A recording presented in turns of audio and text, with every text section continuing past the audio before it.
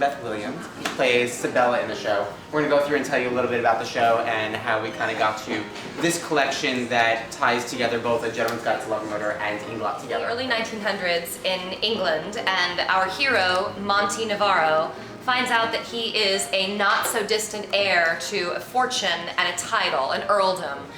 And he has a love interest, me, who has spurned him in order to marry someone wealthier because he is dirt poor. So he sets out to eliminate the people who stand in line before him for this title. And along the way, he picks up a fiance, and the police are after him, and all 8 family members of this family who get eliminated are played by the same actor. So 6 men, 2 women are all played by the same person. So it's very funny. It's all done in a really fun, cartoonish kind of way. And yeah, that's basically the gist of the show. So. You have such good vocal range. Thank you. I could be louder. That's why we bring actresses into this. So I started down with the makeup base, the eye makeup keeper, and this was something that I actually created with Inglot. About a year ago, it came out. It came out with the Mamma Mia collection, and this was a product that I came to Inglot with and said, "So you guys don't have a really good eyeshadow primer." And I gave them about 4 different browns of things that I liked, and I said, figure out something. And if you guys don't know about Inglot, Inglot is really, as much as they are a makeup company, they're chemists. So if you give them, you know, a shadow, they'll figure out what that shadow is made of and how to replicate it, or how to figure out what's the good pieces in it and the bad pieces in it. So what they were able to do with all the elements that I told them, they literally sent these products out to Poland, and about a month later, they were able to give me different products that were in different packaging of their primers, and we kind of went through the ones that worked and didn't work, and ones that we liked the texture of or the color of, and this is the one that we settled on, and it kind of has stayed as now a hero product to the brand. But it was actually introduced when it came out with the Mamma Mia collection, if you guys have not seen the Mamma Mia line. And now it's just a normal product that Inglot has. So I kind of feel like I'm a part of this thing because I really badgered them because there was nothing in the store beforehand that really worked as far as keeping a shadow on, because there are so many things I liked about other brands and things I didn't like about what they had, that they finally changed it into something that was really amazing. So I started with that, and I'm starting to go in with some shadow. This is a palette that we created for A Gentleman's Guide to Love and Murder, and it's really inspired by the show. The characters in the show each have their own palettes, and they each get a certain set colors that they use every night. These are some of the face charts that the actors have that they replicate, and they have to go through their process. So these are not, they don't get all these colors, but they get very similar colors that work for it. But these are really the inspired by collection. And whatever we do on Kristen tonight is what she's gonna be wearing on stage. It's not gonna change. 7:30. 7:30, and she's not gonna be redoing it. No. And that's okay. Why destroy a masterpiece? So I'm just gonna start by doing her makeup, but I would love for you guys to ask me questions, and we'll go through different things about where we got to and what my background is as we go. So please, go for it. Anybody?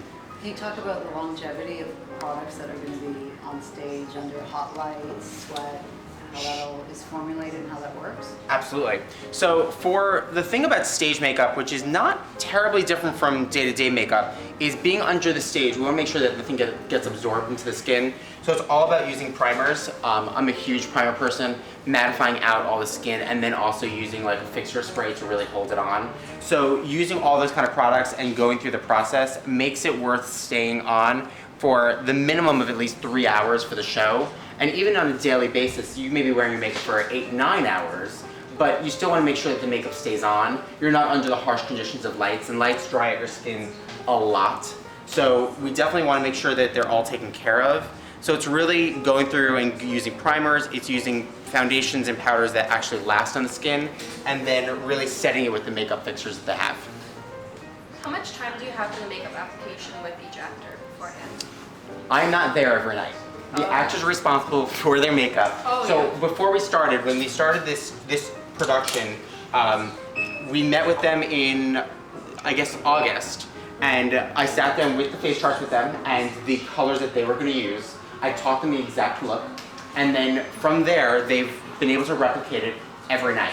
I have checked into the tour a few times in different cities just to say like things are good, things are not good, you know, do we need to do anything? Thankfully, because we have like Instagram and Facebook and Twitter and all that, I see it all without having to be here. Always watching. Which is a really good thing to have.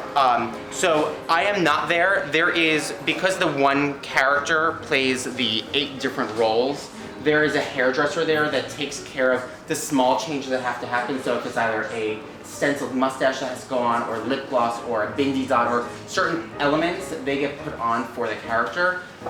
But in general, everything is always taken care of by the actors. Something that is a kind of interesting note is that working on Broadway, and there's only 8 makeup artists right now working on Broadway. There's 33 shows currently running. There's only 8 of us. There's 3 people at Lion King. There's 1 person at the Phantom of the Opera, and she's been there for 29 years. 1 person at Wicked, 1 at Aladdin, and 1 at, what's the last one? Crucible. Well, I'm the last one at Crucible. But there's one other. Is it? Oh, Kinky Boots. There's 1 at Kinky Boots. So there's only 8 of us. There's 150 hairdressers. So when you look at what the business is about, I got my hair license as well, so I do a lot of hair on Broadway. But in between, when I'm able to do those makeup gigs, I always get put on these interesting, quirky projects. Currently, I'm working on Arthur Miller's The Crucible, and if you ever read about The Crucible, it's about the witches. Normally, the show doesn't have any makeup. It's usually set in like a very Puritan style. At the end of this production of it, they are fully bloodied and gory. We're using prosthetics. I use 134 prosthetics that are hand-painted each week on the people's backs. And I go through gallons and gallons and gallons of blood.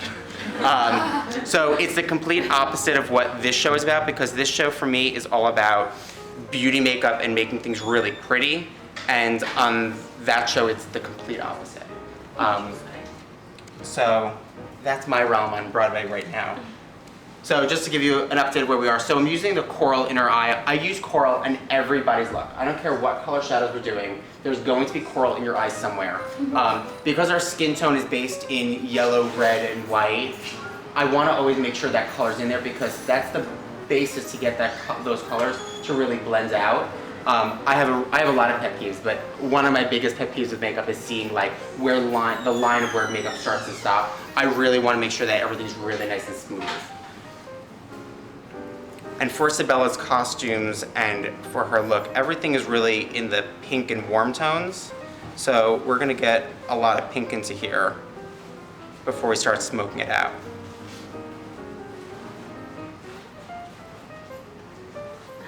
What about you? Like, how did you get started on Broadway? There you go, see? Me? Oh gosh, I went to college for musical theater in Oklahoma, of all places.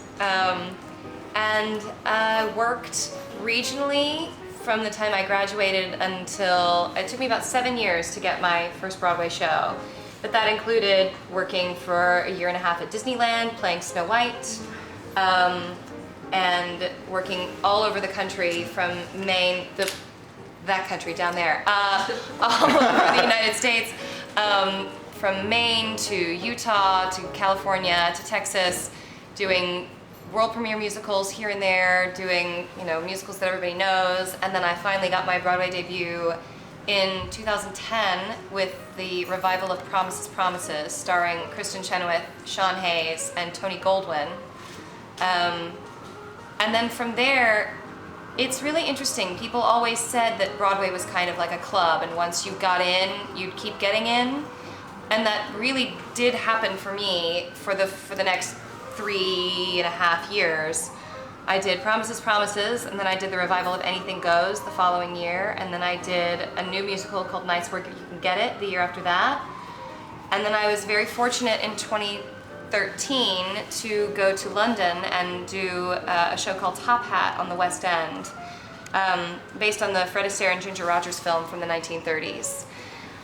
And then I came back to Broadway and did Pippin with some circus people, which was fascinating. And that was my introduction to Inglot, actually, because Inglot sponsored Pippin.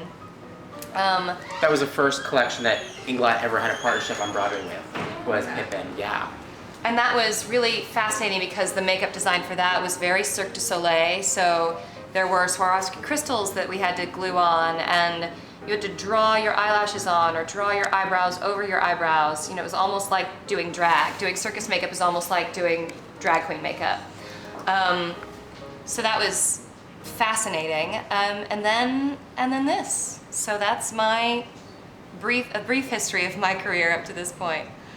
I was going to say, if you're all on Instagram, if you follow me, or if you at least want to look at KBDubsNYC, you can see what I actually look like in the show, which is very different from what I look like right now.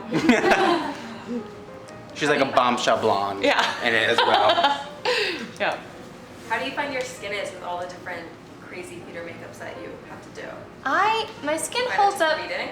pretty well. And if any of you have any tips for me on this, because I'm not a beauty blogger. I have always not had a T-zone necessarily. My forehead is fine, but my nose and my chin are very oily, and I constantly have those tiny, tiny blackheads, just constantly, in the creases and across my nose and a little bit on my chin, and the rest of my skin is fine. So other than that, it's really, I don't see much of a difference in my skin from when I'm doing a show and putting on the makeup to when I'm every day. But in my everyday life, I wear very little makeup because I put so much on at night. Sure. How long does it take you to get comfortable with this application? Because I would imagine you've got a little practice to do. Unlike most of the other cast, most of the rest of the cast, we had our makeup session with Brian. Tell me if you need me to stop talking. No, to do you're that. totally okay. fine. I'm gonna get in there. We had our makeup session with Brian in August, and then we sort of left it alone, and we were just in rehearsal clothes and normal street makeup for the next 3 weeks. Then we finally went into our technical rehearsals, which is when we add the set and the costumes and all of that and wigs. And I'm a person, if I'm gonna be in a costume and a wig, I can't not have makeup on. So I took the time that we were in tech for 10 days, to work on the makeup plot. And Brian provided us these wonderful laminated, small, compact versions of the plot that you see over there. And so I took my colors and I went, okay, well, I've got half an hour where I'm not doing anything, so I'm gonna sit here and try to remember what Brian told me to do, and I'm sure he's coming in 2 days, so he'll tell me if I'm doing it right or not. So I took those 10 days to really get comfortable with my plot, and a lot of other people didn't even start until we were doing an official dress rehearsal. By that time, I was like, done. I'm here, I'm ready to go. Lashes, lips, done. So I took like the first 10 days, and I try not to rush this makeup plot. I get to the theater an hour before the show starts, and it takes me about 40 minutes to do most of my makeup and get my hair prepped for my wig.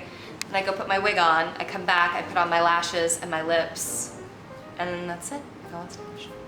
So lashes and lips are always the last for me. Now we're starting using the 77 gel. If you guys have never used this from this brand, is there anybody here that has not used this from this brand at all?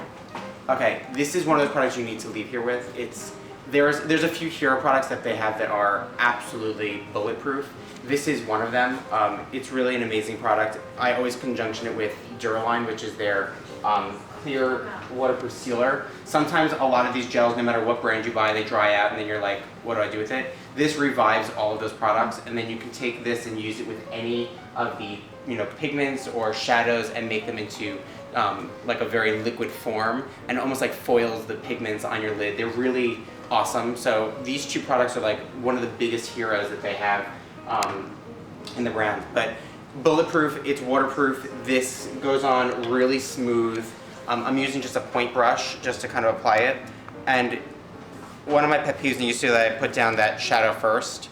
I hate when you can see the line of skin between your lashes and your mascara. It's one of my biggest pet peeves. It's literally, I call it floating lash syndrome because it bothers me. So I always put down that shadow there. It also helps the actor because a lot of times they're not proficient and they're not makeup artists. They're there to do their job as an actor, and now I need them to be a makeup artist by doing their makeup as I designed it every night. So by giving them those little tips and tricks, they can then have a little more wiggle room and say like, okay, I didn't get the lashes like exactly on, but you can't tell from the stage, so it's really okay. Is that an Inglot brush? This is not an Inglot brush. My brushes are kind of a combination of all my different brands. The Inglot version of this is this one, which is the 23T. I just find it's a little thicker, so if I'm trying to do a really precision light line, I just can't get it as quickly with that one.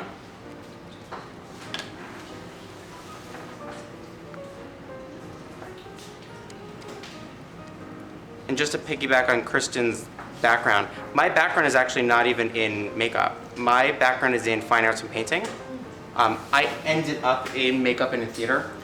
And after working for, I worked for MAC Cosmetics for 5.5 years. I was an artist, then worked my way up into a trainer. And I left wanting to work on Broadway. So it was one of those things that I gave up that passion for a brand, and then I said, okay, it's time to really change it up and do something different. And Inglot really took me under their wing with all of their products and teaching me their line. And they now sponsor almost all the shows that I've ever worked on Broadway, because I've been able to get them to either switch over, because something like Mamma Mia was on Broadway for 14 years. It was here for 5. It was always sponsored by MAC until I said, you need to change it. And the reasons why I wanted them to change it was because I wanted a brand to be behind them and understand why we do it and why we need a product that would work better for them. And after, it was 12.5 years of the show using MAC, I got Mamma Mia on Broadway to change completely into Inglot. And then we came up with a collection for Mamma Mia as well. So to really change an entire company, this massive company across the country and across the world, to go into a new brand of makeup is really a huge feat, I think. So now that we use that, I'm just gonna clean up the bottom of the skin. So I worked for MAC for a bunch of years. I moved to Manhattan without a job and said, I'm going to make this work. And I started working for other photo shoots and just getting things together just to build up my portfolio. And really one show changed my life. I got one phone call that was for a shoot for Vanity Fair. And it was for a show called Ends the Rainbow, which was the last 6 months of Judy Garland's life. So I was taking this blonde-haired, blue-eyed British woman and had to change her into Judy Garland every night. So I designed her makeup and I was there nightly doing her makeup and then eventually doing her wig on the show. But that changed my world because they wanted me to, after that photo shoot, they wanted me to redesign the Lion King, and I did makeup and hair over there. And what was hard for something like that is that the Lion King was, set for 15 years at that point. Nothing was changing. I had no artistic abilities because I had to kind of do exactly what was always done for those 15 years. And it was about face painting, and if you were off by a quarter of an inch, I didn't want to get a note from somebody that like, it's off by a quarter of an inch, you need to change it. It's like, I'm a human, I have hands. Like, this is not a piece of thing that we're putting on somebody, it's my own thing. So I left, but that was my only time that I stayed on a show for that long.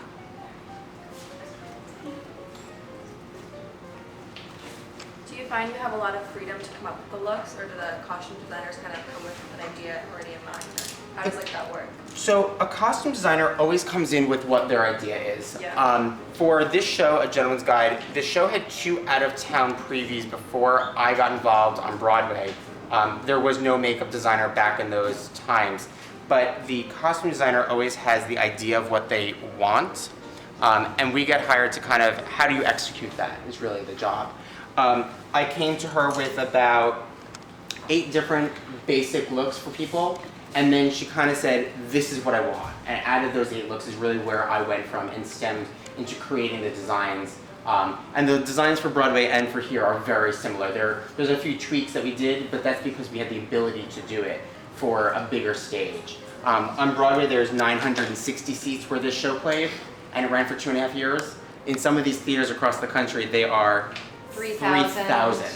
So to design it based on the size of the theater is another story. So it's a little bolder with the colors and bolder with the, the application of the product. So I'm just going to throw a little bit of a highlight in there just to kind of bounce the light, especially for a show. We want to make sure that the eyes, the lips, those are the things that people are really staring at, especially on a musical. So I always want to make them pop. So just a little bit of shimmer in there. And a little bit of shimmer right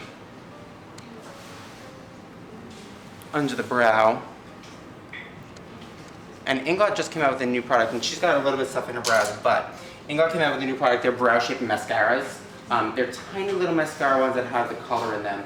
They're really awesome because you can kind of go through the brow and give it the color without having to pencil them in, or, it's got that gel quality to it, so it's going to place the brows really well. So just a little bit of this goes through it, and they'll hold any of the brows in shape and just give it a little extra color. I won't go crazy in this because she is a blonde in the show, a platinum blonde, so we don't want to go too crazy by making them dark. But these are a brand new product that just came out. We don't even have these in the States. We haven't gotten this yet. So definitely try these out when you get a chance. So, just so you can read those there. We're going to start on her skin. Under makeup base. Makes a huge difference for doing the stage and for daily life to make sure that the makeup stays on.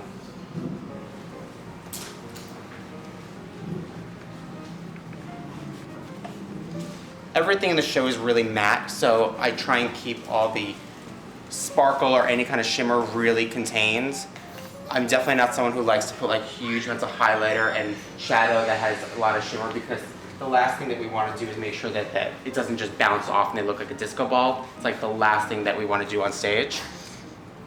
So a little bit goes a long way with anything that has any kind of shimmer in it. Did you always do eyes first and then complexion? I always do eyes first. So I do eyes first because I'm someone who tends to put on a lot more makeup and do really heavy smoky eyes. And if you do your skin first and then you do your eyes that way and you have any fallout and you redo it, there's no, why redo it? You're wasting product, you're wasting time. So do your eyes first, get them really bang and they're done. And then clean it up with a wipe or any kind of, makeup remover, and then do your skin. It saves you a step, and it's always going to be 100% clean that way. It's just the way that I've always done makeup. And some people, I've had a lot of clients sit in my chair and they're like, "Are you going to do my skin?" I'm like, yeah. There are just so many people are used to having their skin done first. And a lot of times the theory behind it is you want to get like the biggest areas covered so they feel like they're not just like drowning, except I'd rather get those really particular points done and perfect before I go into the next section. And the eyes are really the biggest part of doing your makeup. I mean, when everyone does their makeup, what do you do? What are you focusing on? It's like your eyes and your lips. Those are the two things you focus on. Great foundation for everyday life and for stage. This is not part of the collection that we did. We did the HG because the HG is really the best foundation. It's one of the newest ones that Inglot has come out with. This is what we use on stage though because of the coverage that we get. We can use this and it's buildable, and it's a really satin finish, so it looks like skin in the end. Did you say it was YSM? This is the YSM line, yes. And really just buffing it in. I'm also not a concealer person at all. I'd rather take a little bit extra foundation to use as a concealer because you know it's going to match, and then just powder it down. Mattifying sport powders. They have these in loose and they have these in pressed. There's 3 different colors that they make of this. They're really awesome because they mattify everything out. They will mattify and waterproof a lip. So if you're trying to do something, in our show we have to do it for the kissing.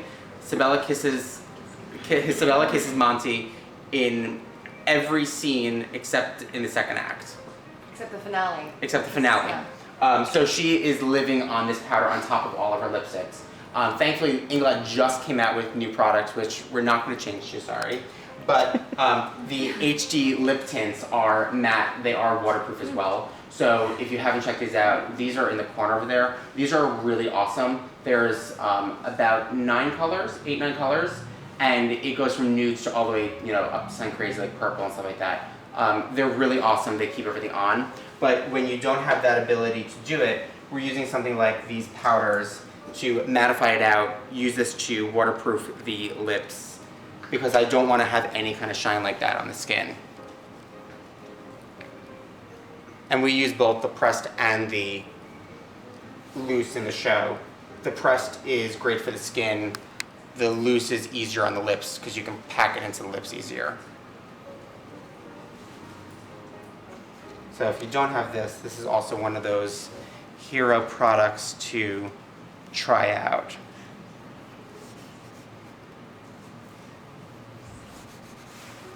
I'm gonna give her a little bit of a contour with the bronzer.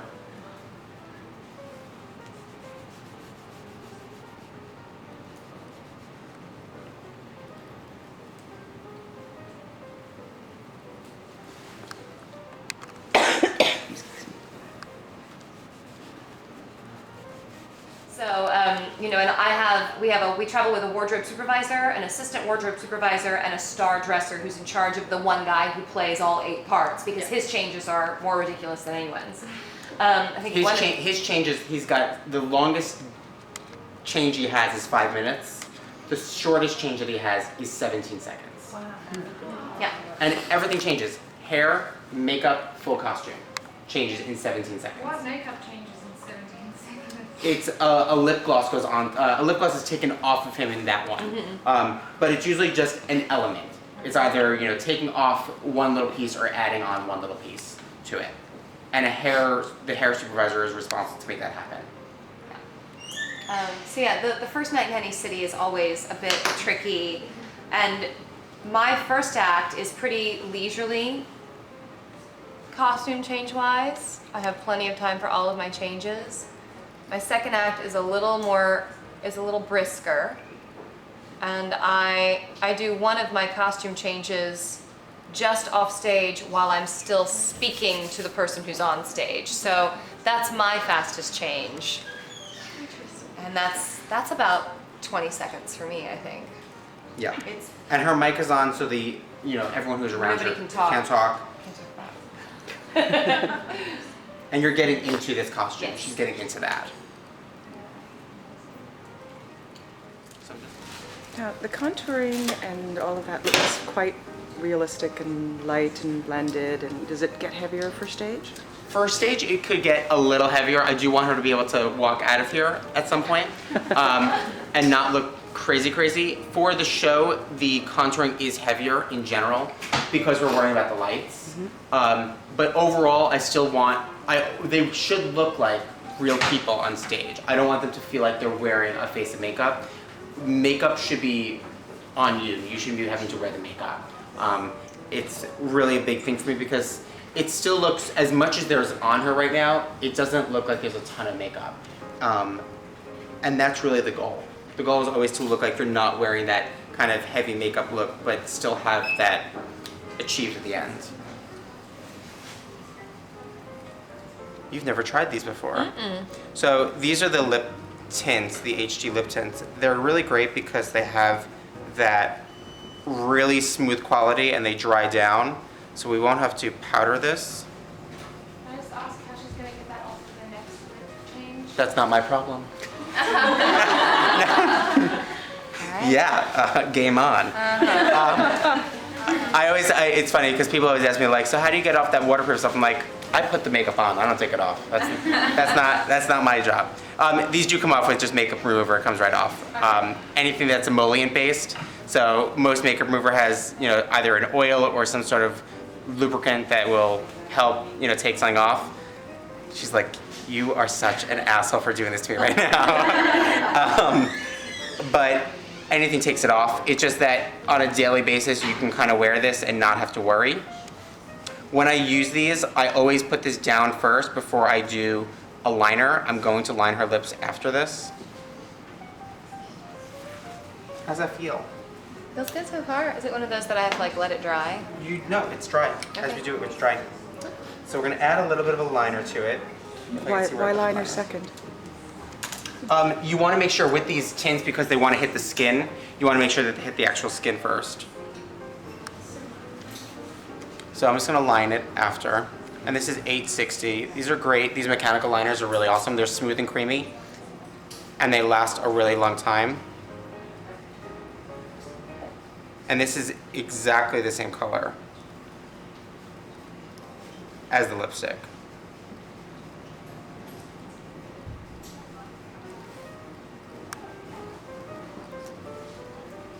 And for the show, I would normally not gloss this. I'm going to gloss this up. And I'm going to use a gloss. There's literally, when I mean 2 of them, there are 2 of them left in the store. What's a product that Inglot had and is now gone, they made these kind of holographic lip glosses that are incredible. There are 2 left in the store of the orange one, Why which do you is say that now when we're fight each other for the deck. See? This is what it's about. And I say that because they've been discontinued, they're no longer making them. So if you guys have never tried them, these are awesome. They're really, really awesome. Gentleman's Guide, when we originally did the collection, I designed it with these guys, so they sent me them. They're labeled and everything, except that when the line came out, they moved them and they made them lip tints, so they do not have these anymore. I'm gonna pop one on. They are like an oil slick, so 2 of you better walk out with them, because if you don't, I probably will.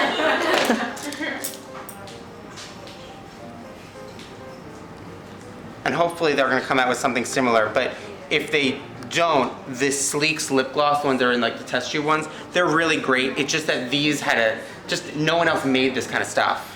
Why did they discontinue that?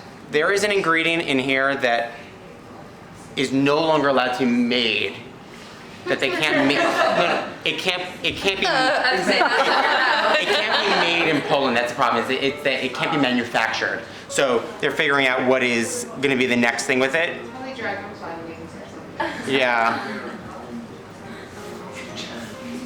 But it's really, really amazing, and they smell like green Jolly Ranchers.